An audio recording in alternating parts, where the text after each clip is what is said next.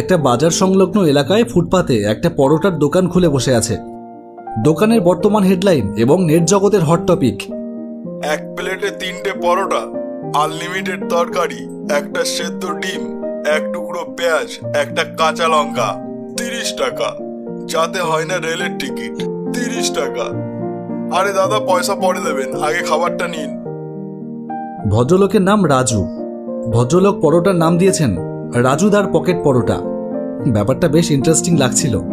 সত্যি কথা বলতে ভদ্রলোক এখন এতটাই ভাইরাল যে তাকে নিয়ে ভিডিও করলে ভিউজের বন্যা যেন চোখের সামনে ভেসে উঠছিল। ভদ্রলোক ভোর 6টায় দোকান লাগায়, আর তখন থেকেই দোকানে খরিদ্দারের লাইন লেগে যায়। তাই সেই হট টপিক নিয়ে যদি আমায় এখন ভিডিও করতে হয়, তাহলে আমাকে রাত্রি 2:58 বনগাঁ টু শিয়ালদা লোকাল ধরতেই হবে। আর দেরি করলাম না, রাতে ঘুমোলে চলবে না। সমস্ত জিনিসপত্র গুছিয়ে নিয়ে রাত 2টোর মধ্যে আমার বাইকটা নিয়ে পৌঁছে গেলাম বনগাঁ স্টেশনে। গ্যারেজে বাইকটা রেখে দিয়ে টিকিট কেটে নির্দিষ্ট ট্রেনে গিয়ে বসে পড়লাম।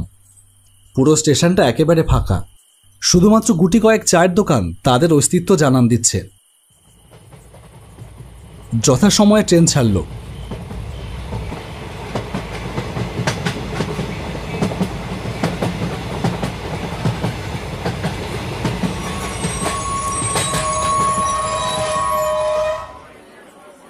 ট্রেন থেকে নেমে স্টেশনের বাইরে এসে এগিয়ে গেলাম সেই মার্কেটটার দিকে।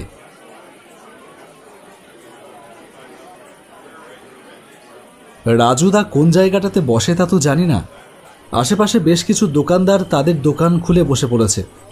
এক ফুলের দোকানে গিয়ে দোকানদারকে জিজ্ঞেস করলাম, দাদা এখানে সেই ভাইরাল রাজুদা কোন জায়গাটায় দোকান দেয়?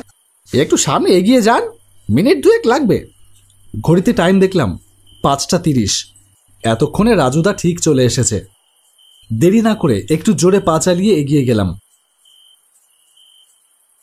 5 মিনিট ধরে হেঁটেই যাচ্ছি। কোথায় সেই ভাইরাল রাজুদার পকেট পরোটার দোকান? না, এভাবে আর কতক্ষণ হেঁটে বেড়াবো। সামনেই এক ভদ্রলোক দেখলাম এদিকেই হেঁটে আসছে, হাতে বাজারের ব্যাগ। জিজ্ঞেস করলাম, দাদা এখানে রাজুদার দোকানটা কোন দিকে? কোন রাজু? পরোটার দোকান? হ্যাঁ হ্যাঁ। আপনি তো ছাড়িয়ে চলে এসেছেন। ছাড়িয়ে চলে এসেছি? না, কথাটা ঠিক হজম হলো না। অলরেডি 5:45 বাজে, তাহলে কি রাজুদা আসবেন না? আপনি আসুন আমার সাথে, আমি ওই দিকেই যাচ্ছি, আপনাকে দেখিয়ে দেব।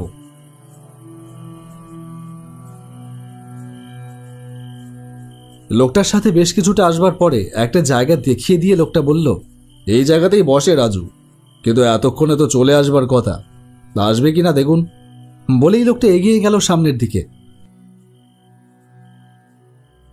আমি কি আর করি, রাস্তার পাশে ফুটপাতের ওপর বসে অপেক্ষা করতে থাকলাম। আরও ঘন্টাখানেক কাটল। ঘড়ির কাঁটায় প্রায় 7টা বাজে। তাহলে আজকে কি আর আসবে না সেই রাজুদা? না, রাতের ঘুমের পাশাপাশি দিনটাই মাটি হয়ে গেল।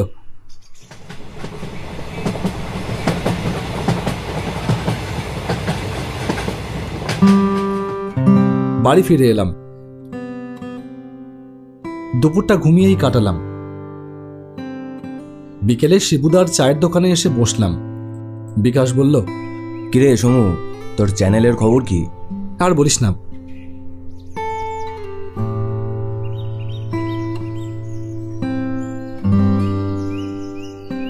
বিকাশকে সমস্ত ঘটনাটাই খুলে বললাম। লেটেস্ট কেস ভাই। এই জন্যই বলে যার বিয়ে তার হুঁশ নেই, আর পাড়া পড়শি রাত জেগে পাবজি খেলছে। মানে? মানেটা ঠিক কি তা আমিও জানি না। তা কি করবি ভাবলি? দাঁড়া 1 মিনিট। হ্যালো, হ্যাঁ বলছি, কে বলছেন? হ্যাঁ, আমি ফুড ব্লগ করি। ও আচ্ছা, হ্যাঁ হ্যাঁ করে দেবো, নো প্রবলেম। 20,000 টাকা, আর 50% অ্যাডভান্স করতে হবে দাদা, আর বাকি 50% দোকান ভিজিট করে শ্যুট কমপ্লিট করবার পর, আর বাকি ভিডিও আপলোড হবার পর যা রিচ হবে সেটাতে আমরা কোনো গ্যারান্টি দিই না। আচ্ছা, কবে নাগাদ বলছেন? হ্যাঁ, আমি আজ ফ্রি আছি, আজকে করলেও সমস্যা নেই। আচ্ছা, লোকেশানটা বলুন। ওকে, ডান। আপনি তাহলে অনলাইনে পেমেন্টটা করে দিন এই নাম্বারেই।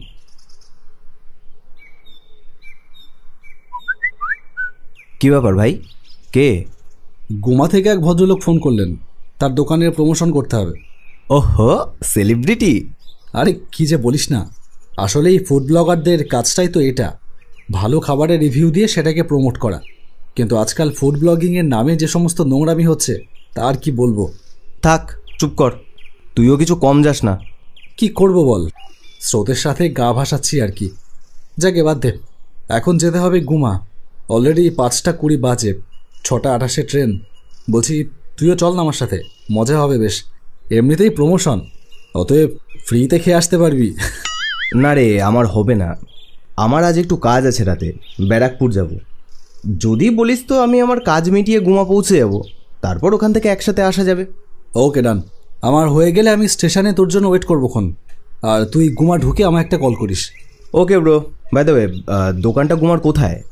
বেশি দূরে না, বললো তো স্টেশন থেকে বেরিয়ে ডান পাশে রাস্তা দিয়ে মিনিট 5 হাঁটা পথ। দোকানের নাম রাজবাড়ি হোটেল। ঠিক আছে, তাহলে বেরিয়ে পড়, আর দেরি করিস না। গুমায় যখন ট্রেনটা থামলো তখন সন্ধ্যা 7:15 বাজে। স্টেশন থেকে বেরিয়ে ভদ্রলোকের কথা মতো ডান পাশের রাস্তাটা ধরলাম। মিনিট 10 হেঁটে এলাম, তবে রাজবাড়ি হোটেল নামে কোনো হোটেল চোখে পড়ল না। ভাবলাম আবার সকালের মতো কি দোকানটা পেছনে ফেলে চলে এলাম নাকি, কাউকে জিজ্ঞেস করব। দেখলাম সামনে দিয়ে একটা লোক এগিয়ে আসছে। তাকে জিজ্ঞেস করলাম, দাদা এখানে রাজবাড়ি হোটেলটা কোথায় বলতে পারবেন? লোকটা আমায় একবার আপাদমস্তক দেখে নিয়ে বলল, আপনি সোমনাথ রায়? ভদ্রলোকের গলার আওয়াজ শুনে বুঝলাম ইনিই বিকেলে আমায় ফোন করেছিলেন। বললাম, হ্যাঁ, আপনি আমাকে বিকেলে ফোন করেছিলেন? হ্যাঁ, আমার সাথে আসুন। ভদ্রলোকের সাথে কিছুটা এগিয়ে গেলাম। বাদিকে একটা গলি মতো রাস্তা চলে গেছে। গলিটায় অন্ধকার খাখা করছে। ভদ্রলোক সেই গলির মধ্যে ঢুকে পড়লেন। আমিও তার পেছন পেছন এগোলাম। কিছুটা এগিয়ে ভদ্রলোক একটা দোকানের সামনে এসে দাঁড়ালেন। একটা টিনের ছাউনি দেওয়া ছোট্ট দোকান। দোকানের সামনে একটা সম্ভবত 60 ওয়াটের বাল্ব জ্বলছে। এটাই আমার দোকান, আসুন ভেতরে আসুন। একবার চারদিক তাকিয়ে দেখলাম রাস্তায় জনপ্রাণীর চিহ্ন মাত্র নেই। কি হলো, আসুন। হ্যাঁ, আসছি।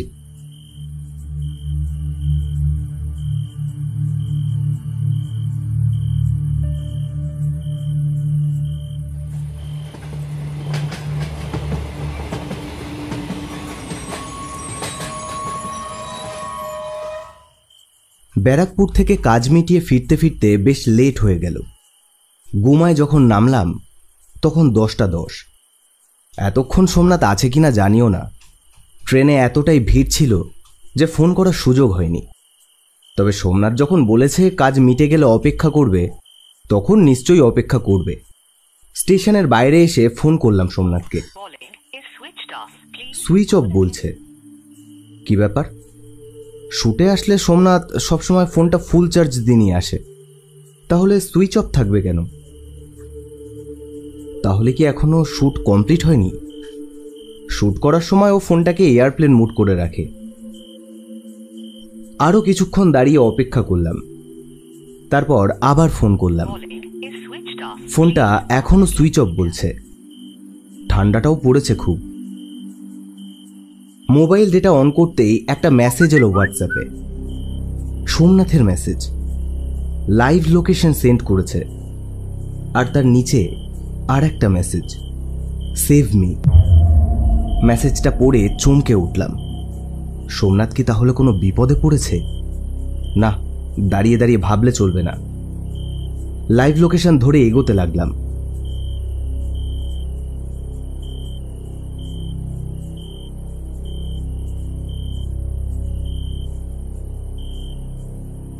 কিছুক্ষণ পরে একটা টিনের ছাউনি দেওয়া দোকানের সামনে এসে দাঁড়ালাম। লোকেশনটা এখানেই দেখাচ্ছে। দোকানের সামনে একটা ব্যানারে দোকানের নাম লেখা আছে, রাজবাড়ি হোটেল। হ্যাঁ, এই দোকানটাতেই তো সোমনাথের আসার কথা। আর কিছু না ভেবে ঢুকে পড়লাম দোকানটার ভেতরে। ঘুটঘুট করছে অন্ধকার, কেউ কোথাও নেই। কেউ আছেন? সোমনাথ, সমু?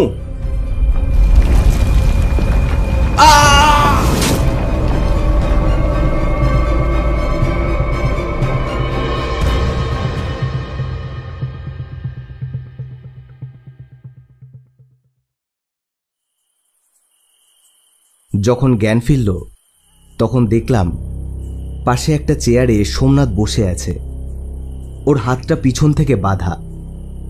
আমারও একই অবস্থা। এগুলো কি হচ্ছে সোমনাথ? জানি না, যদি বেঁচে ফিরি তাহলে সব বলবো। তবে ভাই, আজ বিকেলে যে আমায় ফোন করেছিল সে মানুষ না ভাই, সে মানুষ না। মানে?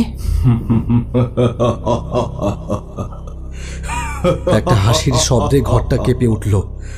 সামনে দাঁড়িয়ে আছে সেই পিশাচটা।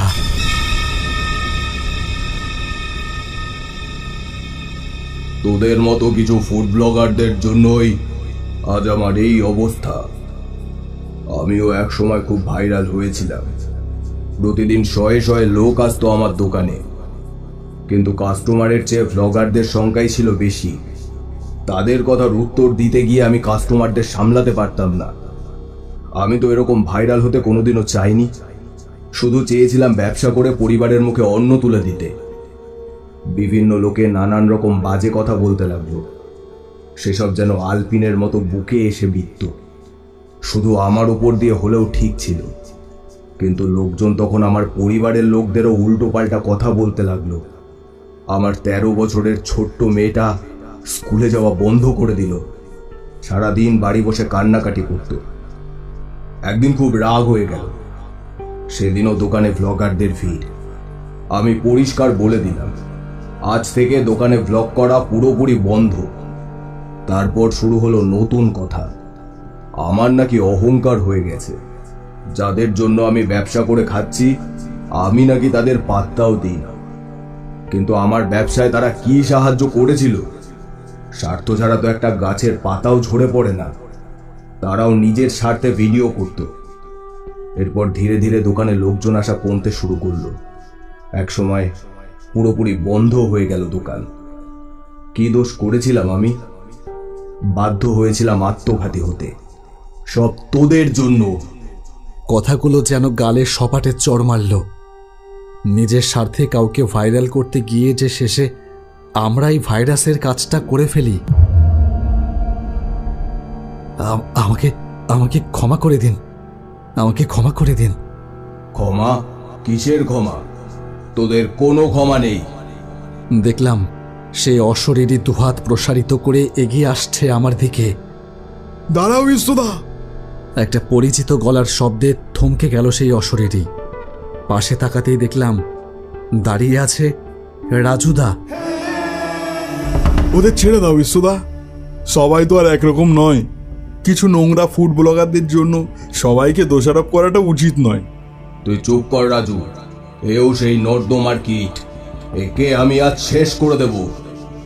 আমার জন্য না হয় ছেড়ে দাও ওদের। ভগবানও সবাইকে দ্বিতীয়বার সুযোগ দেয় বিশ্বদা। আর একটা সুযোগ দিয়েই দেখো না কি হয়।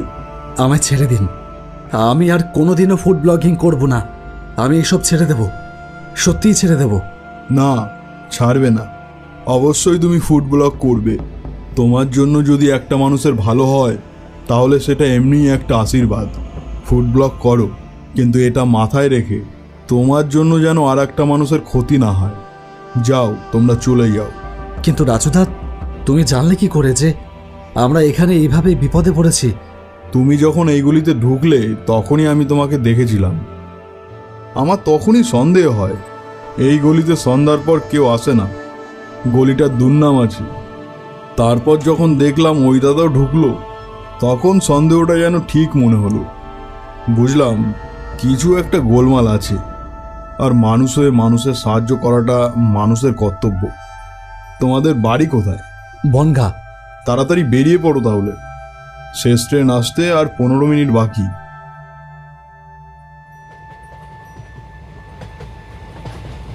স্টেশনে আসতেই ট্রেনটা পেয়ে গেলাম। কামরাটা একদম ফাঁকা। বিকাশ বলল, এবার বলতো কি হয়েছিল? একবার স্মৃতি হাতড়ে গুছিয়ে নিলাম ঠিক কি কি ঘটেছিল আমার সাথে।